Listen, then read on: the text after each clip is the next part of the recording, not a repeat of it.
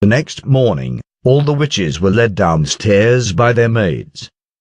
Like Wendy had said, each of them was given a roll of fine parchment by the prince after breakfast. In consideration of the fact that some witches were illiterate, Scroll explained what the contents were on the parchment.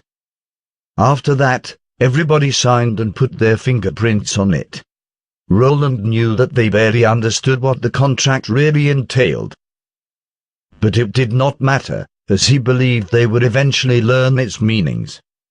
He was also pretty sure that these witches would even be willing to sign all their rights away given the present circumstances. Nevertheless, he did not think it was a bad deal to provide a relatively generous offer. Since he had decided to officially employ witches, he must look at the big picture. All that he had done so far was to create a virtuous, sustainable cycle that would benefit both parties in the long run.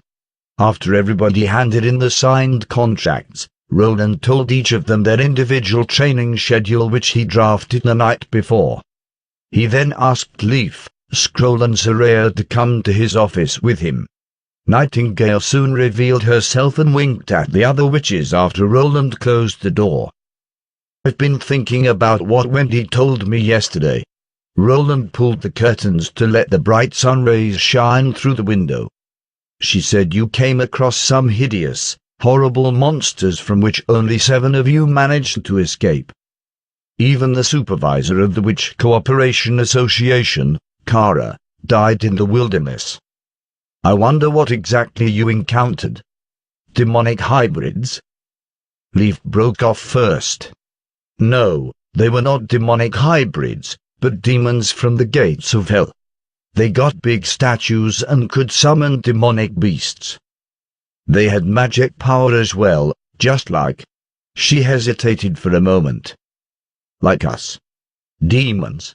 Roland knitted his brows and glanced at Soraya. "Were you there at that time?" Soraya nodded. "You can sketch out what happened that day, can't you?" Roland handed her a piece of paper. Soraya shut her eyes, appearing to be a little anguished. But she took the paper and walked to the desk. As she summoned her power, an obscure quill emerged in her hand, whose tip emanated a beautiful rainbow glow. The quill soon sprang up and started to draw automatically. Soraya kept her eyes firmly shut. Gradually, a vivid picture appeared on the paper. Roland approached the desk and saw the drawing was so lifelike that it was more like a photograph than a picture.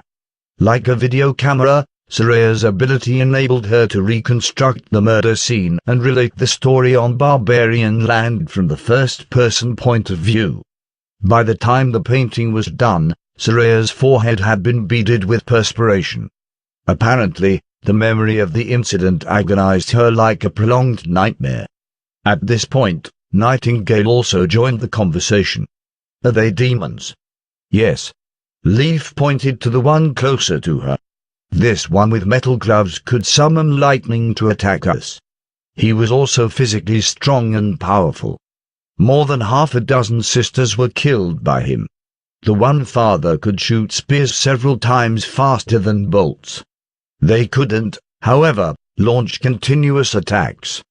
During such intervals, I managed to kill them." "By yourself?" Roland asked. "Kara's snake of magic bit and broke the leather tube underneath this demon's helmet. She later died with the demon together. The tube turned out to be the demon's weak point, so I killed the other demon using the same method with my hand crossbow.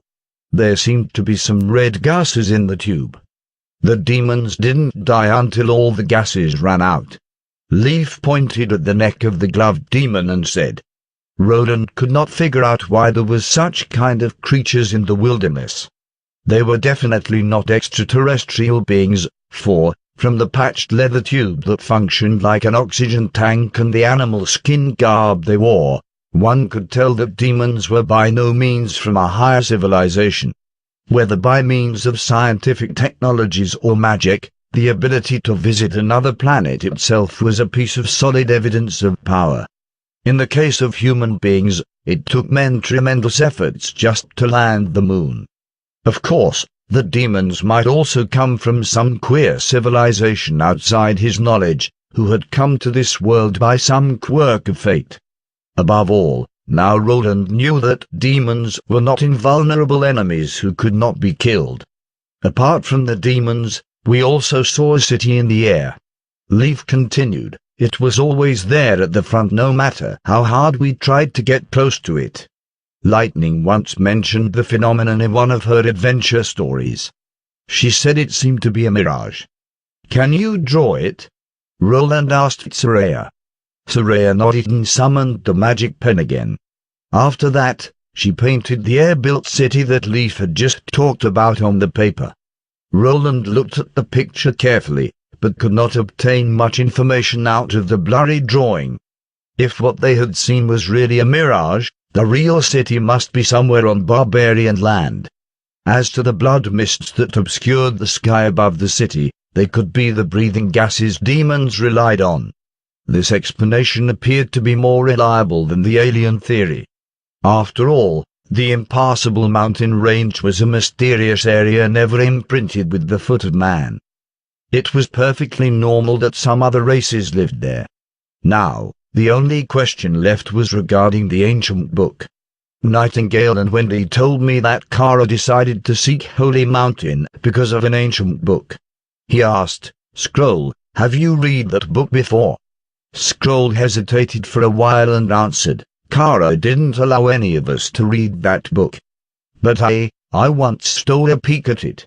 The contents are bewildering and at the same time incredible. Can you make a copy of it? Let me take a look. What the book says isn't true, Your Highness. The non-existence of Holy Mountain has already shown it's a lie. Scroll sighed and raised her right hand. I hope you won't be too absorbed by what's written. A gilded book emerged in the air, with its front and back covers spread open. The book pages in between swiftly flipped through. It then abruptly closed and descended on Scroll's hand. Your Highness, I hope you read it alone because I don't want the rest of our sisters to become as stubborn and radical as Kara. Roland took the book and replied, Got it. After all the witches left the office, Nightingale silently showed up by the couch. She raised the skirt of her robe, cocked her feet on the stool, and then started to chew dried fish like she always did. Don't you want to take a look? Roland asked her smilingly. Nightingale dismissed it contemptuously. I'm not interested in what a crazy old witch was obsessed with. Roland shook his head and returned to the desk. He opened the book with great care as if the book had possessed some real magic power.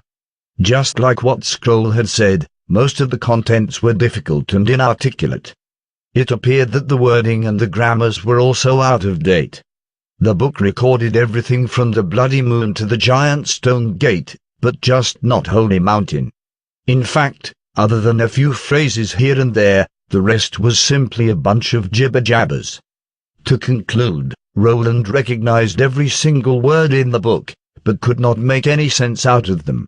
He wondered whether the missing information resulted from the hasty manner in which Scroll had read the book, or the book was simply incomplete as it was. Roland ignored the tedious paragraphs in the middle and directly skipped to the end. Only the first few pages of the big book contained some contents. The latter part of the book, however, was totally blank. On the last page, the handwriting changed abruptly.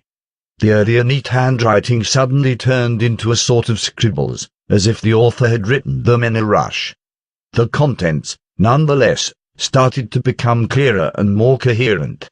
The first sentence read, "We failed. It was impossible for common people to defeat demons.